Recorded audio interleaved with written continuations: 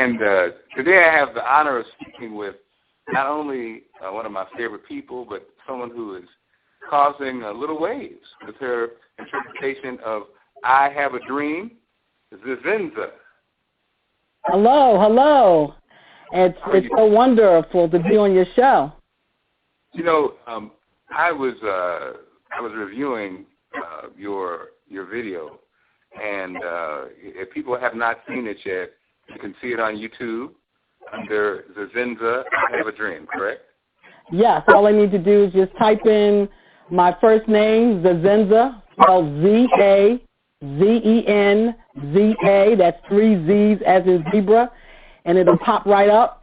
If you forget how to spell the name, then just type in I Have a Dream 2015 and scroll down to the last one with the Z name, and you'll definitely get it. And I had a chance to, I've seen it many times, and today I was going over it, and it just hit me, a lot of things hit me about it, Zazenza. Number one, the fact that you were where you were, your presentation, as I looked at it, I thought, wait a minute, you said it was a spiritual vision, and it had to be because it wasn't a script, it didn't seem like it was written out, it just seemed like it was from the heart, and I was like, wow, it was almost, it seemed like divine order. Tell us how it came about, and tell us why you thought it was important to put it out there. Well, it actually came about in January of 2006. And January 30th, actually, on 2006 is when Coretta Scott King passed. And I just felt that it was timing to write something that Martin would say for the time and include what happened with the passing of Coretta. So actually I wrote something then, but at the time I didn't feel too much about sharing it, so I just wrote it and I set it aside. But once we were reaching the 50th anniversary of the I Have a Dream speech, I just got a divine and spiritual revelation that I needed to take that and update it to today, and what would Martin actually say about all the things that are going on in our community and in our world today. And what I love about it, it's not just what you say, it's how you said it.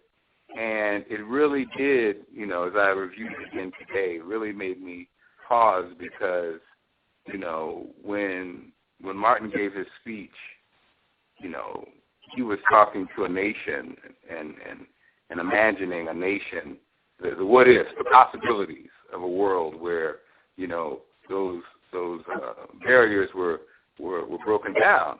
And then cut to today, as your interpretation speaks to, and it really, yours is almost more of a self-examination of his words, but not for the system, for us.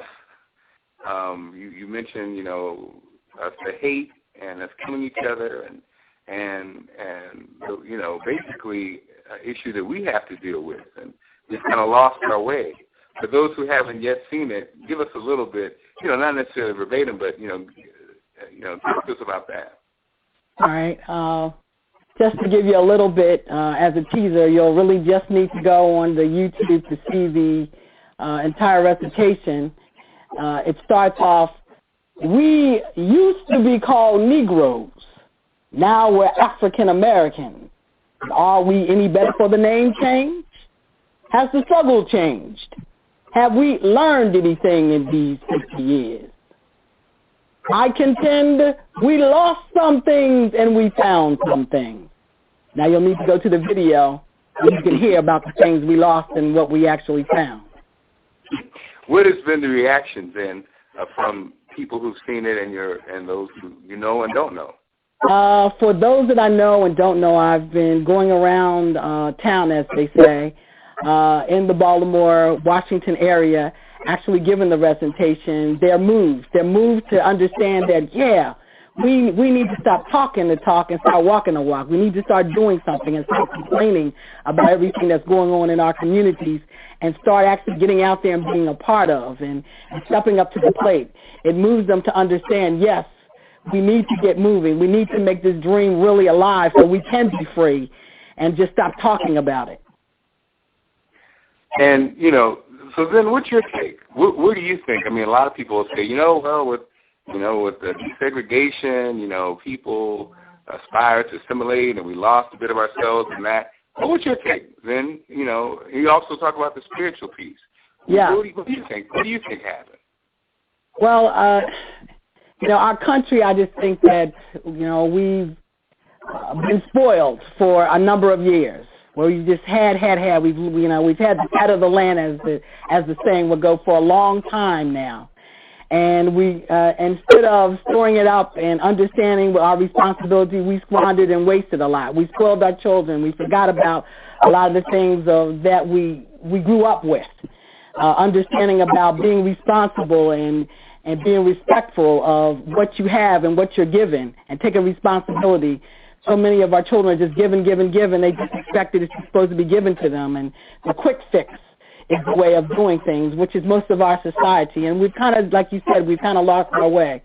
And all of the way, when you look back in our country, it starts with a spiritual impact in our lives. It started with a spiritual impact, definitely for African Americans, that brought us through so many storms and so many trials and tribulations. So it is an important part of who we are, and we need to go back to that.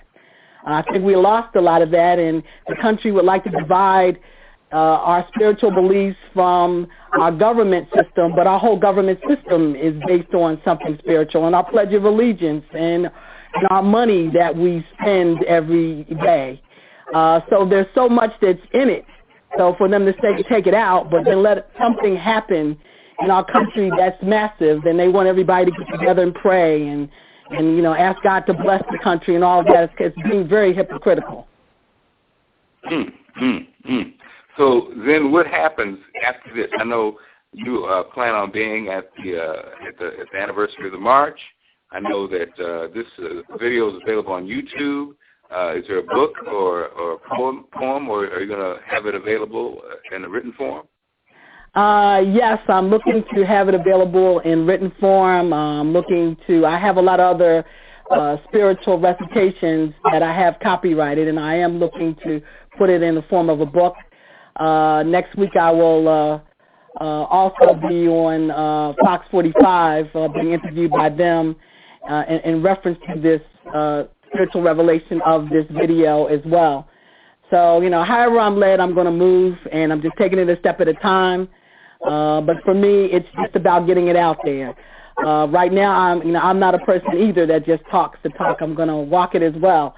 And so myself and another minister, we got together and we said, look, we need to start doing something.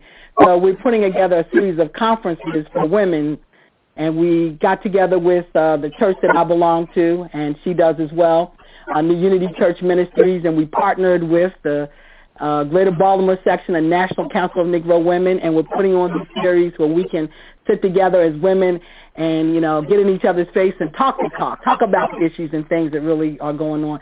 Make it really very interactive, and it's a free event, and it's on September the 21st.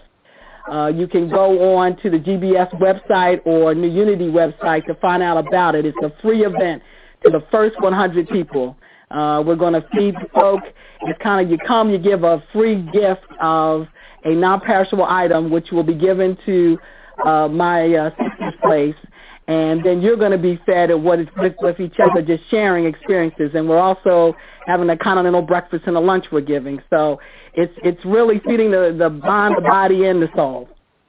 Awesome. And if people want to reach you to deliver your wonderful words, how can they do that? They can reach me two ways. They can reach me at zazenza@gmail.com. That's spelled ZAZENZA@gmail.com. Or they can contact me at 410-382-2157. Again, that's 410-382-2157. Either way, they can contact me by email or they can contact me by phone. Zazenza, thank you so much. We wish you the very best, and thanks for those inspiring words. And again, if you haven't checked it out, go to YouTube and check out Zazenza, I Have a Dream. It'll move you, and it'll be perfect to play for the kids and the family as we commemorate the 50 years since the March on Washington. And Zazenza will be there, and I look forward for great things from you, Zazenza. Keep it up. Thank you so much. It's truly been my pleasure. Zazenza joining us on Marc Clarke Interviews, and you keep it locked. We'll have more interviews coming up.